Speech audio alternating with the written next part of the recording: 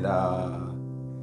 지난번에 이어서 우리가 동물에는 없는 질병에 대한 말씀을 드리도록 하겠습니다. 그 중에 하나가 치질입니다.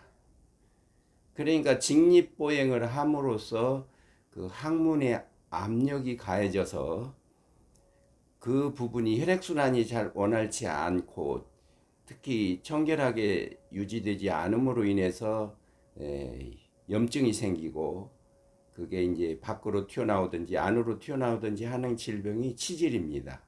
치질도 있고 뭐 치액도 있고 치루도 있고 여러 가지 항문 질병이 있는 것입니다. 우리가 살면서 먹는 것도 굉장히 중요한데 이 배설의 문제가 굉장히 중요합니다. 제대로 배설을 못하면 사람이 생존을 할 수가 없지요.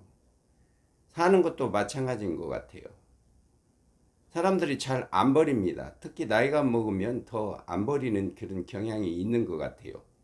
거기에 물건에 대한 집착 이런 거. TV에서도 종종 보지 않습니까? 할머니, 할아버지가 집에다가 많은 쓰레기나 재활용품을 쌓아놔가지고 문제가 되는 게 있지 않습니까? 할머니만의 문제는 아닐 것입니다. 가정에서 보면 장롱이나 냉장고 등에 많은 물건을 입지도 않고 쓰지도 않고 먹지도 않고 쌓아놓고 있는 그런 현상들을 우리가 종종 볼 수가 있습니다.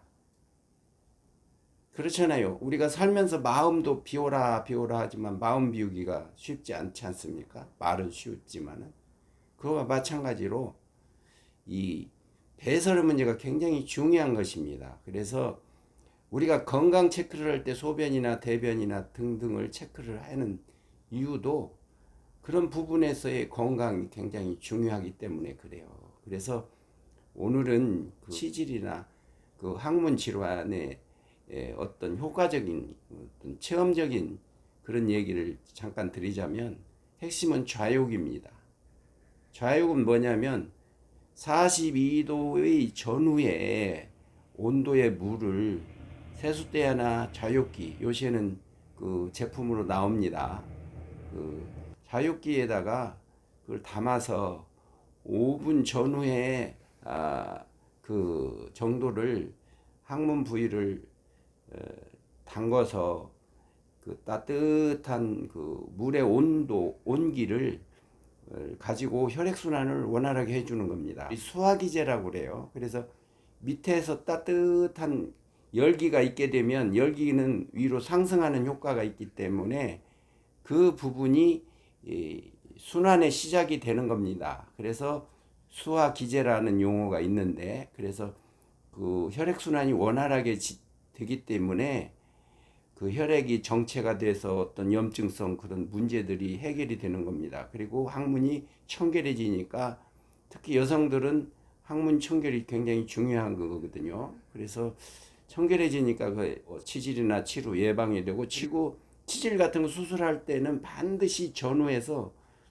의사들이 그 좌욕을 하도록 그 권고하고 그걸 필수 코스입니다. 그래서 우리가 생활 속에서 이 좌욕을 생활을 한다 그러면은 우리가 항문이 건강함으로써 배설을 잘 되기 때문에 굉장히 그 건강에 우리가 보통 소홀하기 쉬운 그런 건강을 챙길 수 있는 것입니다.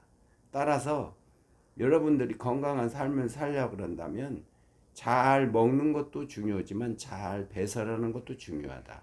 살면서 어떤 누구의 나쁜 감정이나 어떠한 좋지 않은 생각을 잘 비우는 그런 마음가짐도 굉장히 중요하듯이 우리가 생활 속에서 쌓여있는 물건을 잘 버리고 이렇게 하는 것처럼 그런 부분들을 잘 하는 것도 굉장히 중요한 것입니다. 그래서 나이가 먹을수록 혈액순환도 안 되고 이런 부분이 있는데 좌욕, 족욕, 반신욕 이런 게 굉장히 중요해요.